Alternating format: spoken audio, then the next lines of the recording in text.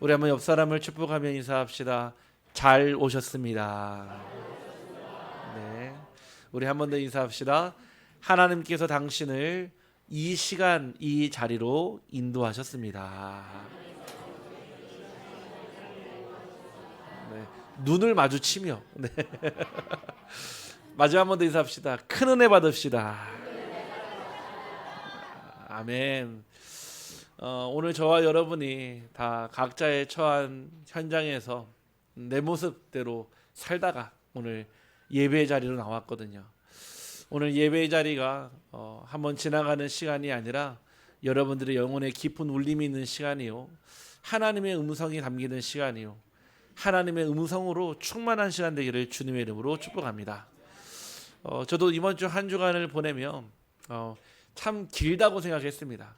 네, 저희 자녀가 다리가 부러져서 수술도 했기도 했고, 또 사역도 그렇고, 또 현장에도 그렇고, 문득 그런 생각이 나더라고요. 나는 왜 사는가? 막 그 바쁨과 그 정신없음 속에서 나는 지금 무엇을 하고 있는가라고 순간 생각을 하니까 정말로 생각이 그렇더라고요. 마치 광대가 줄을 타고 가는데, 광대가요, 앞만 보고 걸어가야 되는데 이 밑을 바라보는 순간 무엇이 찾아오냐? 두려움이 엄습해 옵니다. 우리가 삶을 살아갈 때도 하나님의 말씀에 줄을 따라가게 되면은 위태위태할지라도 하나님은 그 길로 나를 인도하는데, 밑에를 쳐다보는 순간 내게 그 두려움이 안에 엄습해 옵니다. 오늘 저와 여러분의 인생을 인도하시는 분은 하나님이시고, 지금도 여러분 안에, 지금 여러분의 옆 자리에, 여러분의 마음속에 주인으로 함께 하시는 줄 확신합니다. 그렇다고 한다면 오늘 이 시간, 예배 시간, 여러분들은 하나님께 모든 것을 맡기고 모든 것을 내어드리고 하나님이 주시는 참된 평안함을 얻기를 주님의 이름으로 축복합니다. 우리 한 번 더 옆 사람과 축복하며 인사합시다. 보따리 내려놓읍시다. 네. 여러분 내려놓을 때까지 인사할 겁니다. 모릅니다. 내년도 우리 원단 메시지가 보따리 내려놓읍시다 될 수도 있습니다. 네. 여러분의 삶에 보따리를 내려놓는 시간 되길 바랍니다. 네. 얼마나 힘드셨습니까? 한 주간 동안 여러 사람 만나면서 일하면서, 또 우리 후대들은 학교에서 지쳐면서 또 시험에, 하지만 하나님은 우리의 삶을 단 한 번도 포기한 적 없고 지금도 인도하고 계시거든요. 어제 막 우르렁캉캉 막 천둥번개가 치는데 막 우리 교회 우리 엠메트들이 막 소리 지르더라고요. 좋아서 지르는지 무서워서 그러는지요. 근데 그 막 무서운 폭풍우가 치고 번개가 치고 천둥이 쳐도 안전한 곳에 있으면 아무 문제 없거든요. 아무리 외부에 문제가 있고 어려움이 있고 갈등이 있고 위기가 왔다 할지라도 여러분들이 주 안에 있다면, 여러분들이 오직 하나님 속에 있다면 여러분은 안전함을 얻은 줄 확신합니다. 오늘 그 말씀 속에 하나님 주시는 참된 평안을 믿기를 간절히 소원합니다. 오늘 말씀의 제목은 성문으로 나아가라입니다. 우리가 지난주에 신을 벗고 하나님이 주시는 신을 갈아 신었습니다. 지금까지 여러분의 인생 방식대로 살아왔거든요. 저도 마찬가지입니다. 내가 살아온 방식대로, 내가 살아온 패턴대로, 살아온 리듬대로 살아왔지만 언제나 그게 내 생각대로 되느냐? 그렇지 않더라고요. 어떤 학자가요, 조사를 했는데 사람이 하루에 평균 150개에서 200개 정도를 선택한다 하더라고요. 근데 그 가운데서 내 마음에 진짜 만족이 되는 선택의 결과는 불과 3개에서 4개밖에 안 된다는 거 있죠. 거의 대부분은 내 과거의 습관에 의해서 선택을 하고 그 과거의 습관이 반복이 되는데도 멈추지 못한다는 거 있죠. 저는 그거를 가지고 사주팔자 운명이라 말합니다. 분명 길은 아는데 이렇게 하면 안 되는 줄 아는데도 불구하고 할 수밖에 없는 나의 상태가 있다는 거 있죠. 저는 중독자들을 만나면서 그들의 삶을 엿보면서 저는 알거든요. 어떤 중독자들은요, 다 내가 알코올 중독자다, 술 끊고 싶어 합니다. 마약 중독자들이요, 마약만 봐도요 진저리 치며 떠나가고 싶어 합니다. 도박 중독자들이요 절대 안 하고 싶어 합니다. 그런데 왜 다시 도박판에, 왜 마약하는 곳에, 왜 술 마시는 곳에 가 있냐? 갈 수밖에 없는 영적인 상태와 영적인 흐름이 있다라는 거예요. 그거를 바꾸지 않으면 우리의 삶은 언제나 끌려가는 삶을 살게 됩니다. 오늘 여러분의 삶을 여러분들이 끌고 가는 것이 아니라 하나님의 말씀이 여러분의 삶을 끌고 가기를 주님의 이름으로 축복합니다. 우리는 무엇을 통과하느냐가 중요하게 생각합니다.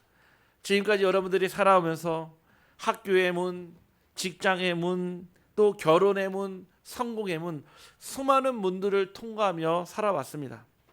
하지만 어떤 문을 통과하느냐보다도 하나님이 열어놓으신 문으로 들어가는 것이 우리 인생의 가장 중요한 통과입니다. 아마 여러분이 지금까지 살면서 많은 문들을 통과하면서 그 문들을 수없이 지나오면서 안심했을 수도 있고 또 불안해했을 수도 있습니다. 하지만 하나님은 이 성경을 통해 언제나 여러분들에게 문을 열어놓습니다. 우리 교회의 문도 항상 열려져 있습니다. 왜냐? 이사야서 56장 7절의 말씀처럼 내 집은 만민이 기도하는 집이라. 누구든지 와서 예배드릴 수 있고 누구든지 와서 여러분이 하나님을 찾고 만날 수 있기 때문에 그렇습니다. 여러분 혹시 오늘 교회 문을 들어오실 때 혹 여러분들에게 교회를 나가라고 얘기하시거나 또는 여러분이 교회에 들어온 것을 거부당한 분이 계십니까? 아마 한 분도 없을 겁니다. 왜냐? 저 문은 그런 문입니다. 누구든지 아무 때나 찾아와도 하나님을 만날 수 있고 그 하나님께 예배드릴 수 있는 문이기 때문에 그렇습니다. 요한복음 10장 8절에서 9절 말씀에 예수님이 직접 말씀하셨습니다. 나보다 먼저 온 자는 다 절도요 강도니 양들이 듣지 아니하였느니라. 9절 말씀에 내가 문이니 누구든지 나로 말미암아 들어가면 구원을 받고 또는 들어가며 나오며 꼴을 얻으리라. 구원의 문 되시는 예수님을 통해 하나님 만나기를 주님의 이름으로 축복합니다. 다시 말해 예수 그리스도는 하나님을 만나는 문입니다. 문. 그래서 우리가 그 문으로 들어가야 됩니다. 하지만 저 성 밖에는 아직도 헤매며 방황하는 사람들이 있습니다. 저 세상에는 행복이 없다. 아닙니다. 저 세상에도 행복이 있습니다. 다만 조금 유통기한이 짧을 뿐입니다. 아주 짧진 않지만 조금 짧은데 그 짧은 행복을 위해서 계속 반복되는 삶을 살아가는 것입니다. 하나님이 우리에게 주시는 행복은 짧은 행복이 아니라 영원한 행복이며 그 영원한 행복 속으로 하나님은 여러분들을 초대하셨습니다. 여러분들이요 짧은 행복을 위해 살겠습니까? 아니면 영원한 행복을 위해 살겠습니까? 제가 어제 저희 자녀에게 문제 퀴즈를 냈거든요.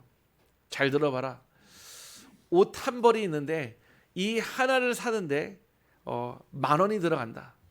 그런데 이 한 벌을 사서 입는 데는 딱 1년밖에 못 입는 옷이 있고 아니면 30,000원을 주고 사면 5년을 입을 수 있는 옷이 있다. 그러면은 10,000원짜리 옷을 1년을 입을래? 아니면은 30,000원짜리 옷을 사서 5년을 입을래? 물어봤거든요. 제가 원했던 답은 바로 2번이었습니다. 왜냐? 화폐의 가치를 알려주고 싶었거든요. 어떤 것이 효율적인 소비이며 어떤 것이 합리적 소비인지 알려주고 싶었는데 저희 아이의 대답은 저는 10,000원짜리 옷을 매년 사 입겠습니다 그러더라고요. 왜냐? 유행은 지나니까요 그러더라고요.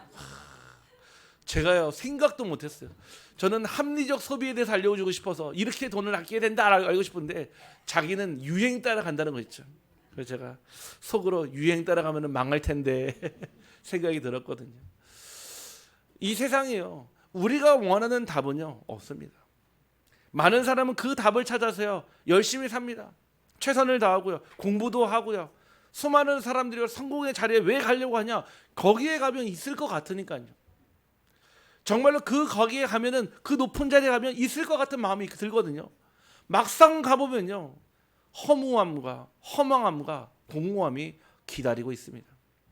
그래서 철학자 스피노자가 인간의 마음에는 절대로 채워지지 않는 그 스피어, 그 공이 있다는 거예요. 공허함이 있다는 거예요. 오늘 저와 여러분의 그 인생의 그 허무함을, 허망함을, 공허함을 오직 그리스도로 채우기를 주님의 이름으로 축복합니다. 성 밖에서요 이 문을 찾지 못하니까요 자꾸요 다른 문을 두드리는 거예요. 분명히 성문은 예수 그리스도 한 분뿐인데 다른 문을 두드리니까요. 많은 사람이 행복을 찾아 떠돌지만 만족하지 못하고 성 밖에는 늘 두려움과 방황이 늘 기다리고 있습니다. 예전부터 그랬죠. 한 20년 전부터요. 우리나라에 이혼율의 변화가 생기기 시작했거든요. 전에는 가장 많이 이혼한 나이대가 40대, 50대가 이혼을 많이 했습니다. 뭐 가장 힘들 때 아니겠습니까? 아이들 키워가면서 경제적으로도 사회에서 인정받아야 될 시간표고, 그러다 보니까 서로의 뭐 성격 차이로 이혼했다는 이유가 제일 많지만 요즘엔 그렇지 않습니다. 가장 많이 이혼하는 나이대가 몇 살이냐? 60대, 70대입니다. 흔히 황혼 이혼이라고 하죠. 이제는 다른 개념입니다. 애들도 키울 만큼 키웠고 이제 어느 정도 경제적으로도 자립을 했고 재정적 여유가 생기니까 이제 내가 하고 싶은 대로 살고 싶다 이거예요. 나도 너를 놔줄게, 너도 나를 놔줘. 서로 합의하예요. 서로가 이제 남은 인생을요, 서로에게 구속받지 않고 서로에게 관여하지 않고 내가 하고 싶은 대로 살아가는 삶, 이제 요즘에 유행이라 하더라고요. 그래서 지금도 이혼의 10쌍 중에 무려 5쌍은 60대, 70대가 차지하고 있습니다. 하나님은 그렇게 가정을 만드지 않았거든요. 조금 살다가 나중에 때가 되면 이혼하라고 하나님이 결혼 제도를 만드신 게 아니거든요. 그러면 서로가 서로에게 집착하고 서로가 서로에게 뭔가 중독이 되어지는 그런 사랑도 아닙니다. 하나님은 가정의 부부를 돕는 배필로 세우시고 서로의 부족함을 알고 헐뜯고 비난하고 후벼 파는 것이 아니라 서로 보듬어주며 다듬어주고 함께 성장하는 응답인 줄 확신합니다. 가정은 그런 곳입니다. 완벽하기 때문에 만난 것이 아닙니다. 불완전하기 때문에 만난 것입니다. 저도요, 예전에 많이 싸웠거든요. 뭐 지금은 안 싸운다는 얘기는 아닙니다. 근데 뭐가 보이냐? 아내가 보이는 순간 싸우게 됩니다. 반대로 마찬가지예요. 남편이 보이는 순간 싸우게 됩니다. 그렇죠? 무엇이 보여야 됩니까? 하나님이 만드신 아내가 보이고 하나님이 만드신 남편이 보여야 합니다. 왜 수많은 가정들이 헤매고요, 방황하고 아이들이 왜 헤맵니까? 바로 이 성문을 찾지 못하기 때문입니다. 성경의 출애굽기 12장 7절에 보니까 그 피로 양을 먹을 집 좌우 문설주와 임방에 바르고, 출애굽할 때요 제일 먼저 이 모세와 장로들에게 주신 언약은 뭐냐? 피의 언약입니다. 나올 때 가서 밥솥 챙기고 이불 챙기고 금가락지 챙기라고 말씀 주신 게 아닙니다. 그 집에서 나오려면 문설주와 임방에 뭐예요? 피 바르라는 거예요. 지금도 참 신기하죠. 그 동서고금을 막론하고요, 뭔가 이 귀신을 내어 쫓고요, 구마, 퇴마 하는데요, 항상 이 붉은 피가 사용됩니다. 우리나라에서요, 우리 이제 무속인들이요, 그 지금은 요즘에는 이제 빨간색 안료를 쓰지만은 그 부적을 썰 때 뭘로 썼냐? 닭피로 쓰거든요. 닭피로. 피를 쓰거든요. 그 피에 뭐가 있다고 생각을 한 거예요. 그 붉은 피에. 제가 예전에 어떤 한 굿당에 가서요, 복음을 전하려고 딱 기다리고 있는데 그때 보니까 어떤 한 무속인이 진짜 신이 들렸어요. 그러면 어떻게 아느냐? 뭐 티가 나냐? 행동을 보면 알 수가 있거든요. 아마 그때가 천도제를 지내고 있는데 아들이 물놀이를 하다가 20대 초반에요, 그 물에 빠져 죽었어요. 그러다 보니까 이 아들의 영혼이 구천을 떠돈다고 이 무속인에게 매년 아들 기일 될 때마다 와서 천도제를 지냈는데 옷가지와 살아생전에 썼던 물건들을 가져도 막 하거든요. 근데 저희 이제 제가 딱 보니까 진짜 귀신 들린 게 뭐였냐면 닭 있잖아요, 닭.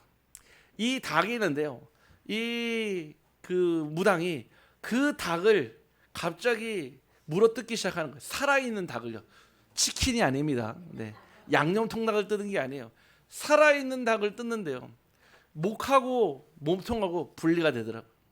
그래서 막 피가 뿌려지니까요, 더 크게 막 구슬하면서 막 귀신을 불러일으키더라고요. 제가 그 현장을 보면서 이 피에 분명 비밀이 있는데 저들은 그 피의 비밀을 모르니까 뭐합니까? 귀신을 불러일으키는 데 사용하는 거 있죠. 예수 그리스도의 보혈의 피는 하나님 떠난 인간의 모든 문제와 죄를 해결하는 능력이 있는 줄 확신합니다. 그래서 우리가 피라고 고백하는 것은 예수 그리스도의 보혈을 뜻합니다. 그 보혈의 피 흘림이 없으면 우리 역시는 구원받을 수가 없어요.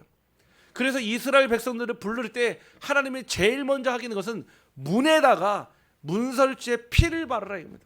그러면 얼마큼 발라야 될까요? 한 방울을 발라도 구원을 받고요. 한 차를 부어도 구원을 받습니다. 바로 저와 여러분이 피의 언약 속에 있기를 주님의 이름으로 축복합니다. 요한계시록 3장 8절에 내가 내 앞에 열린 문을 두었으되 능히 닫을 사람이 없으리라. 지금도 구원의 문은 넓게 열려 있습니다. 어떤 분은 그러시더라고요. 하나님은 잔인한 하나님이라고. 어떻게 사람을요 잔인하게 저렇게 내비두고 저렇게 사람들이 사람을 죽이는데도 하나님은 가만히 있으십니까? 아닙니다. 하나님은 공의의 하나님이며 정의의 하나님입니다. 하나님은 언제나 이 말씀으로 심판하시겠다 하시면서도 구원의 문은 항상 활짝 열려져 있습니다. 누구든지 예수를 주로 고백하는 자는 구원을 받을 뿐 아니라 그 주로 고백하는 인생은 하나님께서 책임지시는 줄 확신합니다. 그래서 우리는 성문으로 나가야 됩니다. 오늘도 하나님 주시는 복음의 평안의 신발을 신고 우리가 가야 될 곳은 결국 성문으로 가야 합니다. 성문에는 하나님의 나라와 세상과 만나는 그 문이 있거든요.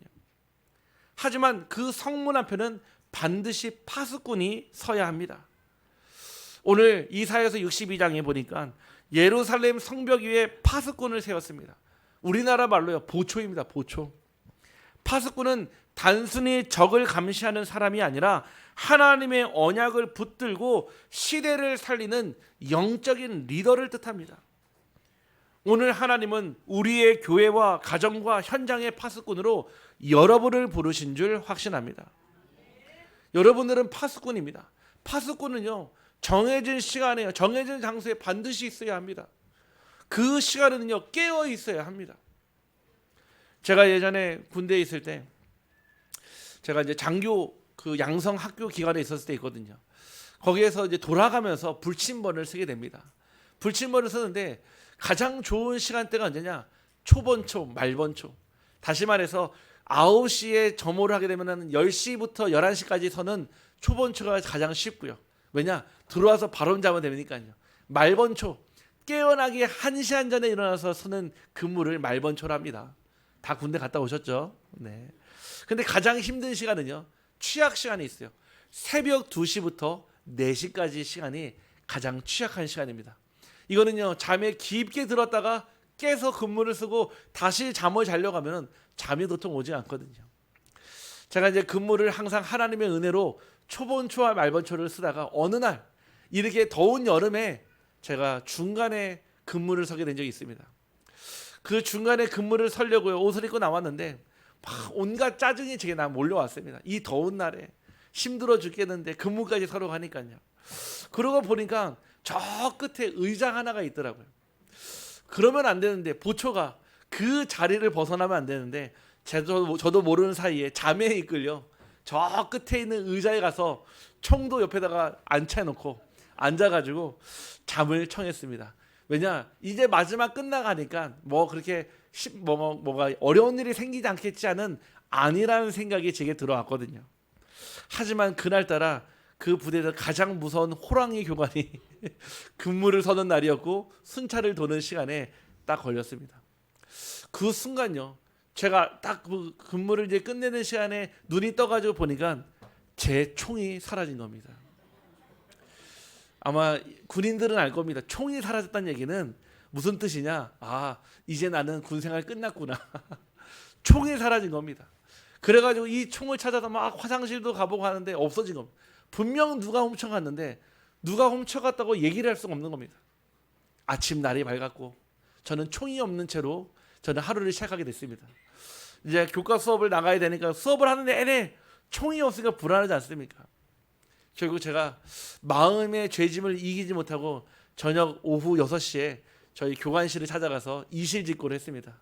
사실 제가 지난밤 근무를 서다 총을 분실했습니다. 난리가 났습니다. 누가 아무도 훔쳐간 사람이 없는데 총이 없어졌으니까요.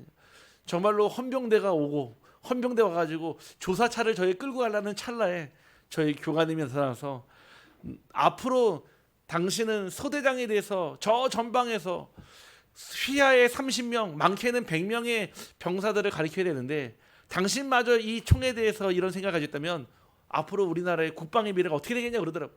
제가 그때 눈물이 나더라고요. 다른 데 눈물이 안 나는데 그때부터 제가 총을 애인이다 생각하고 항상 품에 끼고 살았습니다. 지금도 총본을 외우고 있습니다. 제가 왜 이 말씀을 드립니까? 보초는요, 정해진 시간, 정해진 장소에 반드시 있어야 돼요. 하나님은 저와 여러분을요, 이곳 안동으로 부르신 것이 우연입니까? 여러분들이 이 빛으로 교회 온 것이 우연입니까? 아닙니다. 하나님이 여러분들을 부르셨고 하나님이 여러분과 함께 하시고 여러분을 통해 일하실 줄 확신합니다. 정말 믿어지기를 주님의 이름으로 축복합니다. 그냥 교회 오는 것이 아니더라고요.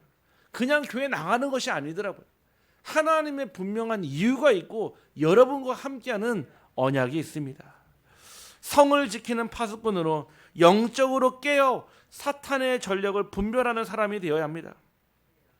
시대의 흐름 속에서 하나님의 계획을 보는 자가 파수꾼이며 교회와 가정과 우리의 후대들을 지키는 자들이 바로 파수꾼입니다. 베드로전서 5장 7절에서 9절에 너희 염려를 다 주께 맡기라. 이는 그가 너희를 돌보심이라.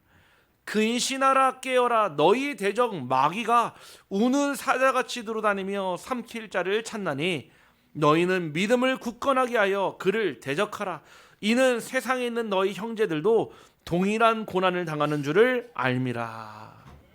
우리 한번 옆 사람을 축복하며 고백합시다. 근신하고 깨어 있읍시다. 성경에 근신하고 깨어라 말씀합니다. 혹 여러분 어제 저녁 때 밤에 KBS 1에서 나오는 그 다큐 인사이트라는 프로를 보신 분 계십니까? 어제 그 방송이 어떤 내용이냐면은 거룩한 나라 미국이란 내용이었거든요. 그러면서요, 이 미국이 250년 전에 그 영국의 청교도로부터 어떻게 세워졌고 그 가지고 있는 이 복음이 어떻게 변질되고 어떻게 퇴색되어졌는지 나오더라고요. 그러면서 지금 현재입니다. 지금 현재 아마 이제 오늘 좀 이따가 시차가 있으니까 그 교회 예배를 드리겠죠.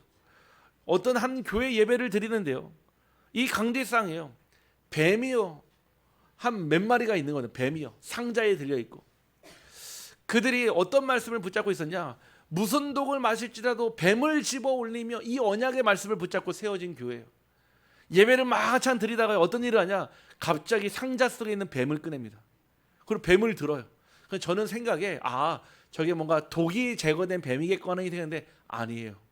진짜 뱀 독이 있는 뱀이에요. 한 마리가 아니라 몇 마리를 가지고 나와서 그 뱀을 들고 예배에 설교를 하고요. 그 뱀을 들고 기도를 합니다. 심지어는 그 교회를 설립했던 아버지 목사님은 그 뱀에게 물려 돌아가셨고요. 그 교회를 이어받은 형도 그 뱀에게 물려 죽었는데 그 동생이, 그 아들이 역시 뱀을 두고 똑같이 예배를 드리고 있어요. 지금 미국에서 드려지고 있는 예배를 얘기하는 거예요. 분명히 말씀을요, 주신 말씀 맞는데 그대로 이해를 해버린 거예요. 이 뱀은 누구를 뜻합니까? 사단 마귀를 뜻하거든요. 그 마귀를 근신하고 깨어라. 정말 그 깨어서 그 사단의 역사에 속지 마라 이 얘기인데 말 그대로 진짜 뱀을 가져와서 그러면서 하는 말이 자기도 몇 번 물렸다는 거예요. 그리고 이분도 언제 돌아가실지 모르겠죠. 또 한 교회는요, 아미시라는 교회이죠. 그들은요 다시 중세 속으로, 그들은 신발도 안 신고 다니고요, 아직도 미국 사회에서요 마차 타고 다니면서 신앙의 공동체를 유지하며 살아갑니다. 농사 짓고 직접 호밀로 빵 만들어 먹고요, 그 안에서 자급자족하면서 다른 사람들 외부와의 모든 소통을 다 막아놓고요. 그것도 같은 예배겠죠. 근데 무엇을 모릅니까? 복음의 본질을 놓쳐버리니까 자의적으로 해석한 그 성경과 자의적으로 생각한 그 복음으로 인해요 결국 하나님이 원하시는 예배가 아닌 가인의 예배를 드리고 있는 거 있죠. 어제 저는 그 방송을 보면서 결국 이 미국이라는 나라가 지금 그 신학자들이 다 통틀어서 입을 모아하는 얘기가 뭐냐? 미국 사회 지금까지 가장 복음이 희미한 시대가 바로 지금이다 얘기하더라고요. 그렇겠죠. 지금요 이 미국 사회가요 매일같이 일어나는 총기 사고와 이제는요 중독이 아닙니다. 이미 마리아나 대마가요 합법화됐으니까 전 국민이 마약을 해도 법으로는 문제가 없는 나라가 돼버렸어요. 그 가운데 아이들이 자라고 있습니다. 교과서가 있는데요. 교과서가 선택할 수가 있어요. 왜냐? 우리가 알고 있는 전통적 사회는요, 아버지가 한 분, 어머니가 한 분이거든요. 근데 미국 사회에서는 그렇지 않습니다. 아버지와 어머니들도 있고요, 어머니와 아버지들도 있고요, 아버지와 아버지가 있고요, 어머니와 어머니만 존재하는 가족도 있습니다. 그래서 교과를 살 때 선택이 가능합니다. 자기의 가지고 있는 성적, 젠더의 그 캐릭터에 따라서요. 저와 여러분이요, 이런 시대 우리가 어떻게 살아가고 우리의 후대들이 어떻게 살아가야 될까요? 하나님은 오늘 저와 여러분이 깨어 기도하는 파수꾼이 되기를 주님의 이름으로 축복합니다. 분명히 근신하라 깨어라, 너희 대적 마귀가 우는 사자같이 누르다니며 삼킬 자를 찾는데 무엇을요? 바로 7절이에요. 염려의 냄새를 맡고 찾아옵니다. 그래서 제일 먼저 너희의 염려를 다 주께 맡기라 말씀하시는 거예요. 사단은, 마귀는 여러분들의 염려의 냄새를 맡고 찾아옵니다. 여러분들이 염려하는 순간, 여러분들이 염려하는 그 시간, 사단은 바로 여러분들의 그 마음과 생각을 사로잡습니다. 오늘 그 염려를 주께 맡기기를 주님의 이름으로 축복합니다. 하나님의 뜻을 이루는 파수꾼입니다. 하나님께서 예루살렘을 세우실 때까지 쉬지 않는 사람이며 자신의 성공보다 하나님의 나라를 위해 기도하는 자, 교회와 지역과 현장을 살리는 전도와 선교의 사람입니다. 마태복음 6장 10절 말씀처럼 나라가 임하시오며 뜻이 하늘에서 이루어진 것 같이 땅에서도 이루어지는 우리 빛으로 교회를 통해, 여러분을 통해 하나님의 뜻이 이루어지기를 간절히 소원합니다. 성문은 바로 길을 준비하는 곳입니다. 성문이 열리면 바로 길이 있는데 그 성문으로 나아가라 그랬습니다. 뿐만 아니라 백성이 올 길을 닦으라 그랬습니다. 성문은 사람들이 하나님께로 나오는 통로라면 바로 하나님께로 인도하는 그 길로 이어져 있습니다. 여러분들이 백성이 올 길을 닦아야 합니다. 아직 오지는 않았지만 우리는 그 길을 먼저 닦아야 합니다. 앞으로 우리 교회를 통해 하나님은 안동과 이 경북 전 세계를 살릴 교회로 하나님은 우리 교회를 부르신 줄 확신합니다. 그거는 크고 작고의 문제가 아니에요. 우리가 어떤 언약을 붙잡고 있느냐에 따라서요. 지금도 전 세계의 정치, 경제, 사회, 문화는요, 다수에 의해서 결정되지 않습니다. 소수에 의해서 결정돼요. 아주 극소수의 사람의 판단과 생각과 가지고 있는 사상의 흐름대로 세상은 따라가게 됩니다. 저와 여러분이요, 하나님의 언약이 맞다면 우리 교회를 통해 이곳 안동 땅이 하나님의 땅 되기를 주님의 이름으로 축복합니다. 이곳 경북이 곳곳마다 하나님께 예배드리는 그 하나님의 성전이 되기를 주님의 이름으로 축복합니다. 그래서 우리는 길을 닦아야 됩니다. 어떤 길이냐? 요한복음 14장 6절에 나는 곧 길이요 진리요 생명이니 나로 말미암지 않고는 아버지께로 올 자가 없는 오직 한 길, 유일한 길, 영원한 길 대신 예수 그리스도의 길입니다. 그 길을 닦아야 되며, 두 번째, 돌을 제어해야 합니다. 길이 있는데요, 울퉁불퉁하고요, 어마어마한 큰 바위가 있고, 그러면 어떻게 되죠? 그 길을 지나갈 수가 없어요. 우리가 도로 포장을 할 때는요, 가장 먼저 그 돌들부터 제거하고 그 길을 평탄하게 됩니다. 그 평탄해야 되는데 길을 막는 돌을 치워야 됩니다. 불신앙입니다. 불신앙이 무엇입니까? 하나님보다 현실을 더 크게 보는 마음을 불신앙이라 합니다.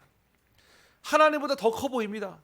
마치 더 큰 바다처럼 보이고, 마치 건너지 못할 강처럼 보이며, 마치 세상을 저 오르지 못할 산처럼 보이게 만듭니다. 그게 바로 불신앙입니다. 교회 안에서나 하나님이지 교회 밖에 떠나는 순간은요, 하나님 믿는다 말을 못합니다. 왜냐? 하나님이 부끄럽기보다도 내 자신이 그 하나님을 믿는 믿음에 도달하지 못하니까 우리는 어딜 가서 쉽게 하나님 믿는다는 말을 하지를 못합니다. 결국 우리의 행위와 연결되어 있는 거죠. 여러분들, 현실보다 하나님을 더 크게 보는 그 마음이 있기를 간절히 소원합니다. 내게는 그 돌, 상처가 있습니다. 분명히 지나간 과거의 일인데 내게는 아직도 아프고 쓰라리고, 누군가 건들면 화가 나고, 누군가 건들면 내 자존심이 상하는 그 상처의 돌이 있습니다. 하나님보다 현실을 더 크게 하며 용서하지 못하고 묶여있는 내 마음이 그 상처에 고스란히 남아 있습니다. 우리 안에 종교의 도를 제어해야 합니다. 복음이 없는 형식과 행위, 방금 말씀드린 그 미국의 그 교회가 뱀 가지고 흔들면은 그 뱀이 만약 순종한다 하더라도 그것이 과연 우리의 삶과 무슨 상관이 있겠습니까? 한낱 지나가는 현상일 뿐인 거죠. 우리 안에 복음 없는 형식과 행위가 돌로 제거되기를 간절히 소원합니다. 자기 중심의 돌을 제거해야 합니다. 바로 내가 주인이 된 삶입니다. 우리는 육체를 가지고 있습니다. 우리는 육신의 장막이 있어요. 그러다 보니까 늘 항상 무엇을 먹을까, 무엇을 마실까, 무엇을 입을까, 어떻게 살아갈까, 늘 항상 우리의 초미 관심사입니다. 그렇죠. 그런데 우리 안에는 우리의 육신만 있는 것이 아니라 영혼이 있다는 사실입니다. 그 영혼의 주인이 바로 하나님이시라는 거예요. 그 영혼의 주인이 하나님이시기 때문에 그 하나님의 음성에 귀를 기울 때 여러분들의 주인이 아니라 하나님이 여러분의 삶의 주인 되어지는 것이 바로 돌을 제거하는 방법입니다. 이 돌들이 제거될 때 사람들은 그리스도께 나올 수 있으며 그 그리스도는 우리 인생의 모든 문제의 해결자가 됩니다. 세 번째는요, 기치를 들라 있습니다. 기치는 승리의 깃발입니다. 대부분 우리 비추로 교회가 이 전거리 사길 37-10에 있는지 아무도 모르거든요. 왜냐? 우리가 이게 안에 들어와 있으니까요. 교회가 있다는 사인은 어떻게 알립니까? 십자가 표시가 있는 거예요. 기치를 든다, 이 얘기는 무슨 뜻이죠? 이곳으로 오십시오. 이곳에 길이 있습니다. 이곳으로 오면은 자갈이 제거되어 있고 돌들과 바위가 제거되어 있는 그 성문으로 가는 길이 열려져 있습니다, 이 뜻입니다. 우리의 기치는 오직 예수 그리스도입니다. 사람을 높이는 것이 아니라 우리는 그리스도를 높여야 합니다.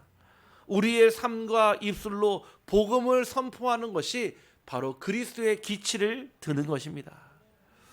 그래서 결론으로 우리는 무엇 해야 됩니까?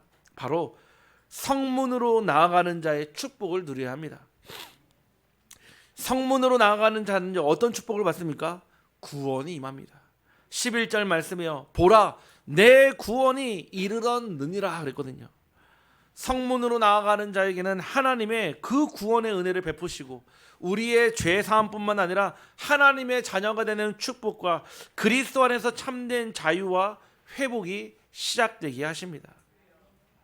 우리는요, 새로운 정체성을 얻습니다. 이 복음을 깨닫고 나면은 전에는 그냥 나로 살았거든요. 그냥 나로 살았는데 이 복음을 깨닫고 나면 하나님이 만드신 내가 보여요. 내 관점에서 하나님을 바라보는 것이 아니라 하나님의 관점에서 내가 보입니다. 하나님이 나를 만드셨구나. 누구를 통해요? 우리 육신의 부모를 통해. 그래서 우리는 언제나 고아가 될 수밖에 없습니다. 왜냐? 우리 육신의 부모는 언젠가 다 떠나가거든요. 우리의 자녀들도 언젠가는 다 고아가 됩니다. 하지만 하나님 아버지는 영원한 하나님이시고 나의 영원한 아빠 아버지 되시는 줄 확신합니다. 그래서 여러분들이 혹 육신의 부모님을 여일지라도 여러분 크게 슬퍼하지 마십시오. 왜냐? 영적으로는 아빠 아버지를 얻었고 나의 영원한 아버지가 여러분 마음속에 함께 하시기 때문에 그렇습니다. 여러분 새로운 정체성입니다. 사람들이 너를 일컬어 거룩한 백성이요 여호와의 구속하신 자라고 했거든요. 이제 여러분들을요 육신의 모습으로만 보는 것이 아니라 여러분들을 거룩한 하나님의 백성으로 보시고 여호와의 구속하신 자로 보게 된 줄 확실합니다. 거룩한 백성은 하나님께 구별된 백성이며 거룩하신 자는 그리스도의 핏값으로 샀습니다. 여러분을 하나님이 사시려고요 어마어마한 대가를 치르셨어요. 독생자 아들 그 예수 그리스도의 십자가의 피 흘림이 여러분의 구원의 대가입니다. 우리가 그렇잖아요. 너무 가치가 있는 것은 우리가 돈을 매길 수가 없는 게 있어요. 지금 우리가 숨쉬고 살고 있거든요. 이 산소는요 값어치를 매길 수가 없어요. 왜냐? 이거는 안 쉬면 5분 안에 다 죽거든요. 우리가 구원을 받은 것은 공짜가 아닙니다. 예수 그리스도의 십자가의 보혈의 피는요 세상의 그 어떤 가치와도 환산할 수 없는 하나님만 계측할 수 있고 하나님만 알 수 있는 그 구원의 크기입니다. 저와 여러분이 그 값을 치르고 구원받은 줄 확신합니다. 하나님이 찾으시는 사람이 됩니다. 또 너를 일컬어 찾은 바 된 자여 버림받지 아니한 성읍이라 하리라. 우리는 때론 문제 가운데서 내게 손을 내밀어 주지 않거나 누가 아무도 나를 도와주지 않으면 버림받은 상업처럼 생각합니다. 혹시 하나님 내 고통을 외면하십니까? 하나님 내 사정을 모르십니까? 나 이렇게 아프고 힘들고 외롭고 고통스러운데 왜 하나님 나에게 늘 항상 침묵으로 대답하십니까? 아닙니다. 지금 하나님은 여러분 인생의 공사 중입니다. 지금 하나님은 여러분의 인생에 적극적으로 개입해서 여러분들은 아무것도 안 한 것 같지만 여러분을 업고 계시는 분이 바로 하나님이신 줄 확신합니다. 우리 한번 옆 사람을 축복하며 고백합시다. 당신은 공사 중입니다. 그렇죠. 아니 여러분 리모델링 해야 되잖아요. 리모델링하면 어떻게 합니까? 뜯어내야 돼요. 붙어있는 그 낡은 오래된 곰팡이 쓴 벽지 위에다가 누가 새로운 벽지를 붙입니까? 다 뜯어내야 됩니다. 뜯어내면 아파요. 갱신이 그렇습니다. 일단은요 새로운 거를 짓기 전에는요 철거부터 먼저 해야 되는 것입니다. 내 마음에 오래된 기준의 철거, 내 마음에 오래된 경험을 철거하고 내 마음에 오래된 내 생각의 관습까지도 철거되기를 주님의 이름으로 축복합니다. 네. 어떻게 해야 됩니까? 머리끝부터 발끝까지. 그렇잖아요. 우리가 건물을 새로 짓는다 했을 때는요 이 터 위에 아무것도 남지 않아야 돼요. 새로 하려면요 다시 새로 다 무너뜨리고 새로 짓는 것입니다. 저와 여러분이요 그리스도 안에서 갈라디아서 2장 20절에 하나님이 내 안에 다시 살아계시는 예수 그리스도의 보혈의 능력으로 새로운 피조물 되기를 주님의 이름으로 축복합니다. 결론으로 우리는 성문을 지키는 자입니다. 우리는 파수꾼이 되어야 합니다. 하나님은 여러분들을 교회와 가정과 현장을 특별히 기도로 지키는 파수꾼으로 부르셨습니다. 지키는 자에게는요 지켜야 될 사명과 의무가 있어야 돼요. 안 그러면 전쟁 나면요 군인들은 다 도망갑니다. 군인에게 사명이 있어야 됩니다. 위국 헌신 군인 본분 안중근 의사가요 그 손가락 2개를 끊어가면서요 그 혈서를 남겼던 그 단어가 위국 헌신 군인 본분 아닙니까? 나라가 위태로울 때 내 몸을 드린 것이 군인의 본분이다. 저는 그것을 보고 듣고 배우면서 군인이 되었거든요. 저와 여러분에게요 하나님이 주시는 사명이 남아 있어야 됩니다. 그 사명이 없으면 언제나 여러분들은 환경과 현실에 타협하며 환경과 현실에 끌려다니며 환경과 현실이 여러분의 삶을 언제나 뒤에 없습니다. 여러분들 꼭 교회와 가정과 현장의 파수꾼이 되어주기를 주님의 이름으로 부탁드립니다. 두 번째는 길을 만드는 자입니다. 길은요 지금 내가 편하려고 길을 만드는 게 아닙니다. 앞으로 이 길에 와야 될 우리의 후대들과 우리의 다음 세대들과 미래가 있습니다. 세대가 교체될 때 굉장히 중요한 일들이 일어납니다. 여러분 혹시 밀물과 썰물이 만나는 곳을 아십니까? 밀물과 썰물이 만나는 그 곳에는요 다양한 어종의 다양한 많은 생명체들이 삽니다. 왜냐? 밀물과 썰물이 공존하니까요. 우리 교회는요 중요한 시간표 가운데 교체 중에 있습니다. 어떤 시간표냐? 지금까지 이 30년 동안 안동에서 세워져서 이 틀을 닫고 정말로 이 현장에 없어서 안 될 교회 역할을 했다면 이제는 더 나아가 경북으로 세계 현장으로 나가야 될 세대 교체 중에 있습니다. 그러면 어떻게 되겠습니까? 우리는 길을 닦는 자가 되어야 됩니다. 내가 당장 이 길을 사용하지 못한다 하더라도 우리의 아들, 딸들이 우리의 후대들이 이 길을 사용하기 때문에 돌을 제거해야 되고 그 길에요 돌을 수축해야 되고요 그 길에요 우리의 후대들이 그 길을 걸어 저 로마로 저 미국으로 가야 될 줄 확신합니다. 우리는 성문으로 나아가야 합니다. 곧 그리스도입니다. 우리는 날마다 성문으로 나가야 됩니다. 저는 이런 얘기 듣거든요. 아유 목사님 저는 교회를 다닌 지 얼마 안 돼서 저는 복음을 잘 모릅니다. 사실 목사님 말씀하시는 걸 들어도 잘 이해가 안 됩니다. 맞습니다. 이해 안 하셔도 됩니다. 여러분 마음속에 담아두십시오. 말씀은 이해가 돼서 믿는 게 아닙니다. 말씀은 지식이 아닙니다. 어떤 분이 저한테 그러더라고요. 목사님 예배 오는 것이 너무 행복해요. 근데 목사님 죄송해요. 무슨 말씀하시는지 하나도 모르겠어요 그러더라고요. 제가 그랬어요. 상관없다고 그랬어요.